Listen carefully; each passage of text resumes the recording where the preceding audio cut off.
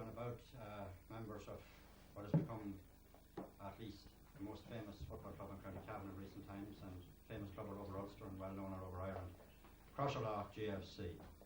And beside me here is Tom Dowd, who has been in from the very beginning of the present great phase of Crosserlough. And I'd ask Tom to let us know what his first memory is of football in Crosserlough, and perhaps mention also how this present club came into being in the first place. Well, don't ask me years and dates, because I'm very bad to go back on that, but I remember a lot of things, I suppose, that happened during our term. I suppose it was back in 56, there was a club in Drumkilly and Club Vila, you know, in Crosserlough. There weren't two great ones, you know. Yous had none out there in Ballymacue at the time, and No. we used to be drawn from Ballymacue, and I'd be thinking sometimes up for A and on there, you know, they were bringing them in, we didn't know where they were getting them. But anyway, there was efforts being made at our annual meeting in 56 to amalgamate the two junior clubs. There was a committee formed. Then sometime before the convention, we felt that we heard that some of our players weren't going to play in the amalgamated team, and they were going to go to Mount Union. So we broke it up, and both crowds went off on their own again, affiliated two junior teams. But we were very lucky, we got one great man from Drumkilly that's present here tonight, and he had ever since Jerry Duffy, and he made a great difference to us. And we won the league in that year. That was in 56, I think. Who did you defeat in the league final, Tom? Belfort. We beat Killincare, wasn't it? Yeah, so they were the junior champions that year. That's right. We beat them in the quarter final, Yeah. Cromore in the semi final, and Belfort in the final. That's right. And Frank Rice came and spent a week in Kinley. Yeah. Yeah. It was great when we beat Killincare, that was the champions, and well, they thought they had nothing to beat that day. I think they got a bit of a land, you know. But the great John Shaw. As many teams have since got a land, haven't they, Tom? Well, I don't know, I suppose. They went on from there on, and sure. The next year, then, I think in 57, Drumkilly went out of existence, and all the boys come then, some great players. Yeah. Dennis King and Brian and John Joe, all the boys. Well, who are the leading lights at club level? Who are the officials now that you remember as being active in the club in those days? Yeah, well, the first secretary of the club was the late P. Board, a great man, a real gentleman. He was the first man ever I went down to Cavan with to represent Crosserlough. Them days out in Cairnsfield, you know, you'd often have a bit of a, as Jimmy Dawson said, a bit of a melee, and we'd have a meeting and we'd be told what to say going down to the meetings, you see. But P would say, "Damn it, lad," this one would go in, "Damn it, lad, I tell the truth, there's nothing to it," you know. And I think we learned to tell it, or mostly anyway. I think P was a great man, he was a good man. We had then we had men like Josie McCabe that spent his life in the club, and Petey Brady, all dead and gone, Frank Boyle, Frank Riedel, Tom Cavan. So it's great to be alive at all when you see all these men gone. I hope them heaven are looking down on us tonight. So they were great. But P was the star, P was the first secretary, and Hughie McCabe was the first chairman of the club when it was first formed. Well, I get it very hard to visualise a Crosserlough team arriving for a match without Tom Dowd being part of it. So you were, of course, part of that at the time. What position did you hold in those days, Tom? Well, at the very start, I suppose, at the very start I was just a committee member, you know, and sure I was delighted to get on the committee. In them days it was an honour to get even on the table of the committee. And I think after the first year I began to go down along with people then to represent the club. So then, just at the time that the two clubs were going to amalgamate, I became chairman at that time. I remember well when we took over, Petey Brady was treasurer, and we had 12 bob an hour money in the funds. That's what we had. So we run a dance out in Crosserlough, and we gathered up 20 pounds, and we thought we were on the top of the water, you know. So went on from there. Well, that's the way all great success stories start, isn't it? Well, I suppose. Well, could you bring us forward a bit to the great years then, to the building of the team that won 7 in a row for Crosserlough? Yeah, Yeah, well... You won the senior championship in 58. Yeah. In 57 we met Cotillion in the championship, and it was a great game.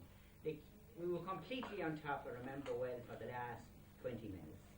You know, and just, I think, was it a point, John, that we were beaten there? They were beaten by a penalty, I think in the last, Charlie Gallagher scored, I think in the last minute, or a couple of minutes. And 2-1 by a point. Yeah, yeah. So then we came back the next year, and so we got the final against the Gales. So I think they must have had 9 inter-county men, hadn't they? Larry Gillen, Colin Smith, Harry Down, and all them boys, you know. Inky Shorten. They got off to a great start. I think they got 3 goals and a point inside about 10 minutes. Well, I recall well the return of Crosserlough that night in election. It was a scene never to be forgotten. No, we had some great nights here in Dan's and Gattles and round the place, but it was a terror. We used to have a packed house. It used to be whispered in those days that Crosserlough would never win a championship because they had a row with some priest in Crosserlough way back in the years before that. Did you ever hear that report? Well, I heard that one all right, that they left the chapel when he was preaching to walk to play down in Drum Lane or something. They had a walk and then go, and that he turned around and he called on God to curse them that they'd never win that. He thought, God must have changed his mind. So, we felt in them days that they couldn't win anything, you know. I think, in fact, the first thing ever we won, John, you remember that we won a fesh tournament in Balladon. Do you remember that? I think that would be 1954 or 5. Yeah. Yeah. We played on the 29th of June. 55, Chelsea Board says. There's a snap up there in Paddy Smith's, and at the present time, it's well-known figures as Paddy himself. That time, of course, with a head of hair. And P. Daly, P. Smith, Matty Smith, and the famous Val Yannon, he was named after Paddy from Coolty, was named after the famous Val, the Polo Grounds, and that snap was from Paddy Smith. So that was in those days. That was considered a big victory, I suppose. It was. Can you remember who you defeated in that game? Oh, Belladuff, I never forget it, and there was, of course, we won the match and we won the war. There was a row, and I remember. I won't mention names, but I remember one particular Castlereagh supporter. He deserved it, I suppose. And that particular day, there was 3 or 4 row wire between 2 big oak trees. And he couldn't get across it, so we were heading through it. I remember that one. We used to have great tussles them times with Castlereagh, and I remember one time we drew in Stradone in a championship. It was junior, I think. But we went down to the county board. The fixtures used to be made of county board that time. It wasn't a fixture committee, but they wanted to get the game to Breffni Park, and we felt, of course, that they were middling fast, that they might, and they were fierce cowardly, you know. But Breffni Park it suited them. So I proposed that we play them in Balladon on their own ground. You know, I said, God, they couldn't. It was killing them, but they couldn't do a thing about it. But the minute the ball was thrown in, there was people coming in at the factory and they could hear the road. Remember that? Sean Brady was playing full forward, and he went in and he scored a point, you see. And he came back out the field and he says, who hit me going in there? Whoever it was, I killed them before this game was over. When he used to have the togs down below his knees, and he was saying, you're a real tough man. Tommy Galligan was kicking, remember that, Sean? I'm a big fella. He He was scored kicking- 7 points up for you. Kicking them from the sideline and there. We beat them all right that day. Oh, there used to be some great tussles that with Balladon. Well, we come along then to the great days and the 7 in a row, and team managers are the whole goal now, and a special selection committee and all that sort of thing. Had you a team manager as such when you started out on this great road? No, we hadn't. No, we had no team manager. No, not in the early start. But you know, well, in back when we won the first championship against the Gales, we had no team manager. But then later on, Father Benny was team manager and Jerry was team manager. It went on from there, you know. We used to have about 10 selectors, and they'd be talking now that you should have only 2 or 3. I never could see that they ever done any harm. Yeah, yeah. What was the first year of this great run? If the 7, Yes. but 66. 66 was the first year, and a straight run through. straight run through there. Can you see this record ever being beaten? I doubt it never. Yeah, I doubt it very much. I doubt John it. Byers here beside me was a famous member and became well known all over Ireland as a member of that great team. So what do you attribute the success of that team most, John? In your mind, what is the biggest factor that made them so great? Well, they had this will to win and dedication. And well, about the month of May, it was a very strange thing. Cattle usually gets warmer trial like that, but somebody was set into all players at that stage. And I'd say they said they used to go slightly insane, because once the championship started, there were a different bunch of players altogether. And they were determined to go out and to win at all costs. When I say that, I don't mean a dirty player or anything like that. But there were hard men in the club, fellas that had a bottle of Guinness, were used to taking a drink. But they would sacrifice maybe 3 or 4 months after someone and go down to Mrs. Connolly's and go and stand at the door drinking a pint of milk. And they'd be as happy drinking that pint of milk. Or if there was a carnival, which there was at that time in Kinnerlegg. And I often heard Tom Dowd that time, he wasn't classed as team manager, but he had a very big influence on the team. And he said at one particular time, you can't go, if you just go to the carnivals, you won't play on Sunday. And there's one man, he'd be coming in later there, Jerry, and he happened to be at the carnival that night, and Tom walked in to see what's anybody there, and Jerry walked out, and that was the dedication. And there were hard men like good players like Dennis King, Noel Lynch, various fellas like that, and they would sacrifice the whole year and the whole summer to sheer dedication to go out and finish in September champions. That was their aim. Yeah, well, I think the lesson to be learned is that while they did that, they left a record behind them that they never be equal. And I think it's a lesson for our young footballers nowadays that if they expect success, they must make sacrifices. Wouldn't you agree? You never win anything. There's a lot of time, a lot of sacrifice, and the return you get out of it, you have to put into it. You have to put in the amount of hours training and the amount of time and dedication to get anything out of it in that training. And there is no doubt about it. In that time, it wasn't, that's 10 years ago, and lads were prepared to do it, and fellas are still prepared to do it, but you have to, there's no bad expense with that, and lads were quite happy to come in and have a drink, and go home in a normal time. And, like, present day fellas now, there's nothing wrong with the lads, because on a Friday or Saturday we say, right lads, if we're drinking on a Saturday, Friday or Saturday night, they are good fellas, keep right. And there's nothing wrong with the young fellas, but they just might have that dedication or that will to win that the old team has. This deep-seated will to win that you have. Yes. Could I turn to Jerry Duffy for a moment, because I remember Jerry as one of the team managers, I remember up and down the line in Breffni Park. Well, what form did the training take in those days, Jerry? Was there any difference to the training done then and done now? I wouldn't think so. I'd say there's much the same. Possibly there was a lot of running done, I'd say. Seems to be more physical work now than there was then, you know. But I think we had the players, and I think we have good players. And dedication, as John Boyer said, it goes a long way, you know. There was one outstanding feature about Crosserlough, and it broke the heart in many a team, was this thing of being behind at half time.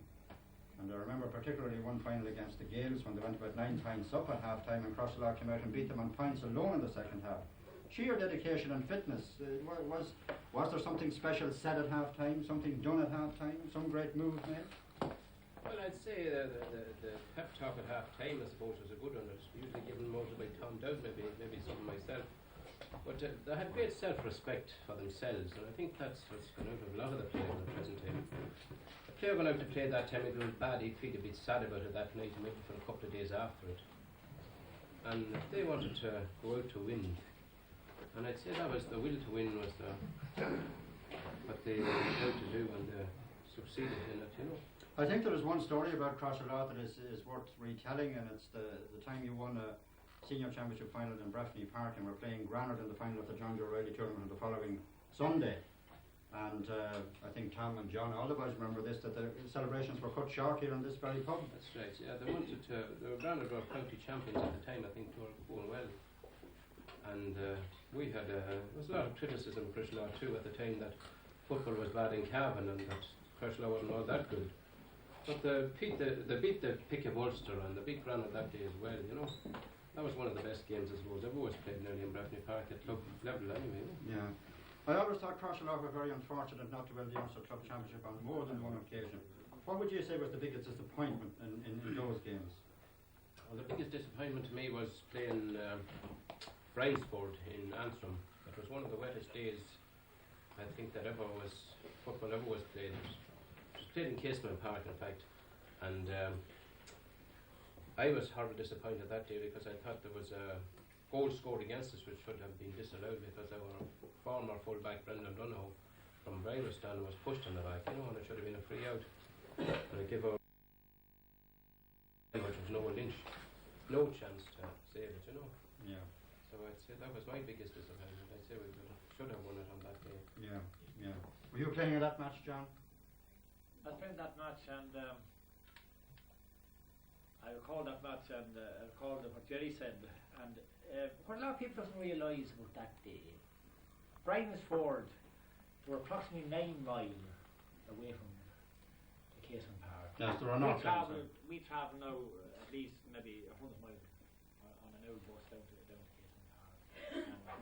Like the boys put up a wonderful display that day, but we were really playing Brainsford in their own backyard. And if we had to meet them any other place, like Lorgan, like we done Gannon or Clones United, we'd have beat them. And I'd say one more thing, if we had to beat them that day, we'd have won the Ireland Cup Championship. Yes. You can always remember the last couple of minutes of that game to be standing above at the goals. I didn't really know where I was, but I remember us coming on a great move, you see, and John Joe, John Joe when he got moving, you see, and John Joe thought there was more in it, and he could have shot over the bar, and he let it out to Percy Kilcrease to come up the wing, a great move. And well, Percy wasn't the best man, he was a good half-back, but he wasn't the best near at the goal, he easily let fly and sent it wide. But John Joe could have took the point himself, He when John Joe got on his stride, it was very hard to stop him. Well, of course, there was no disgrace in the defeat, and it'll always be talked about and remembered. And I think that in no Crosserlough defeat was there ever such a thing as disgrace. There were defeats, and there will have to be defeats. Everybody can't win. Well, I have beside me here Peter Galligan, who is the present chairman of the club, and a very popular chairman he is. What kind of a club is it to run now, Peter? Did they give you much hassle? Oh yes, there's always problems. but then the club has got much bigger. Mm-hmm. During the years that Crosserlough were going well, one of the things that was left behind was the school life. I think probably the problem of that was that fan power. There was no one to give the time because the teams were nearly running from May to Christmas, and there was no one to look after the underage teams. I think a great credit must go to some of them great teams, especially John Byers, who initiated small school leagues and began to bring up underage players. Probably it is some of our problems at the present day that we aren't doing well because there is a gap, a huge gap. All our players are off the 2021 mark, and you can't really expect that much for another few years from them. Well, I think it's a bit harsh to say that Crosserlough are not doing well. They mightn't have trophies on the shelf. They've contested several finals and were very unlucky to get beaten in a couple of them. And they're contesting all the great competitions, and they're in there in Breffni Park. The Black and Amber is better known than ever it was. Oh yes, it is. The good thing about it now is that there is a great balance from schoolboy through the whole way to senior. I don't think the fruits of our work will be fully fulfilled for another few years. Yeah. But there are enormous problems with more teams, the club getting bigger, financial problems. Mm-hmm. You have to develop to keep these underage players and under 21 players, senior players, all interested in the club. Mm-hmm. It is a huge burden on the committee at the present time to organise a committee, to run teams, to run finance. Yeah. That we have to face now. What would you say is the greatest task facing you as chairman over the next year or two? What would you like to achieve? Well, I would think that the greatest task is to bring back a major trophy to the club.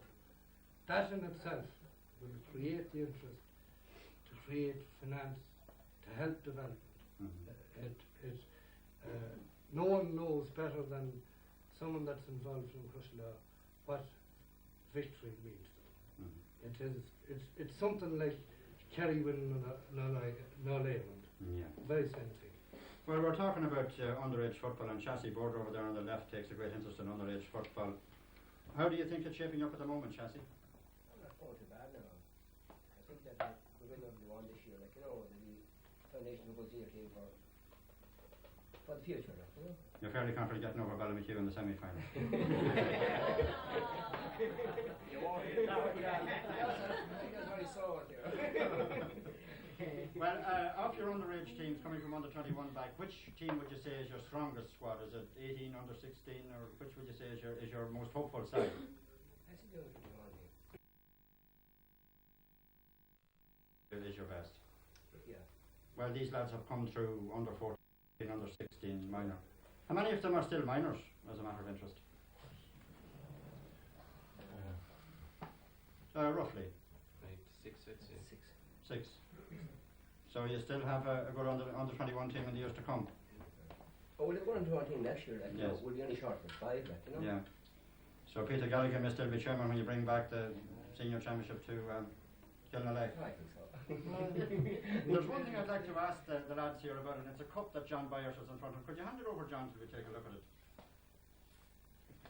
It's a very historic looking affair. And it says the Oliver Plunkett Trophy presented to the Gaels of Breffni by a Sogart in honour of Blessed Oliver Plunkett, Ireland's martyred primate, July the 11th, 1931. What is this cup presented for, John? 1966, Andy McCabe, he was captain of the senior team that won the first of the 7 in a row. In 1967, I was lucky enough to be elected captain of the team, and that particular cup there, it was his last year in circulation in 66, and the new cup, which is also named the Oliver Plunkett Cup, it was presented to me as captain of the team in 67. But Paddy Donohoe Cavan, he was then chairman, I think, and he was a funny fella, Paddy. And I used to go down there with Creamy Lloyd to deliver butter around Cavan. And for about 9 Fridays, I went into the post office and I haunted him. I said that we were the last holders of that cup, and we deserved it and we'd have to get it. So, to get me out of his hair anyway, I remember one day he brought me up to his house and he gave me that cup. And we ended up with it, and I said it was going to stay in Kilnalake and remain in Kilnalake forever, how long that is. And that is the original Oliver Plunkett Cup that was in such famous places as Cornafane and Mullahoran.